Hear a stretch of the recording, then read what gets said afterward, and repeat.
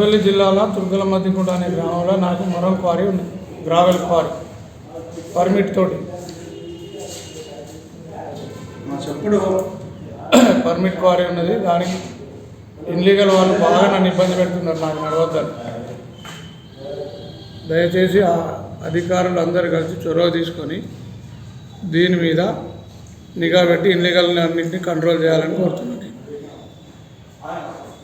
వాళ్ళు చేయబట్టి నాకు టిప్పర్లు డ్రైవర్లకు ఫైనాన్స్ జీతాలు అన్నీ మీద పడుతుంది. బండ్లు నడవక వాళ్ళు తక్కువ రేటుకి వస్తున్నారు. ఆ రేటుకి వస్తే నాకు వర్కౌట్ కాదు. నేను గవర్నమెంట్కి ఒక టిప్పర్కి వచ్చేసి 1100 రూపాయలు జిఎస్టీ ఐటీ తోటి కట్టాలి. అందువలన వాళ్ళు పోసే రేటుకు నాకు వర్కౌట్ అవుతలేదు.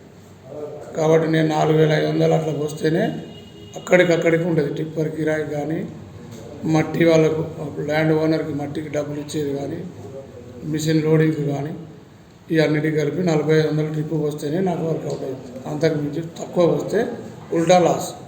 వాళ్ళ వాటర్ కొడుతున్నా కానీ కొంతమంది కావాలని పని కట్టుకొని ఇల్లీగల్ కొట్టేవాళ్ళు కొంతమంది నా మీద ఎగేసి నా బండ్లు నడవకుండా ఇబ్బంది పెడుతున్నారు.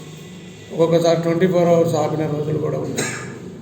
వాళ్ళ పేర్లు నేను ప్రస్తావించాను, అది అందరికీ తెలిసిన విషయం. దానిలో నేను అధికారులకు మొరబెట్టుకున్నా స్పందించడం కరువైతాను. దయచేసి నాకు సహకరించగల అధికారులను కోరుతున్నాను. ఇంతకు మించి నేను ఏం చెప్పదలుచుకోలేదు, ఎందుకంటే అతిగా చెప్పినా కూడా బాగుండదు.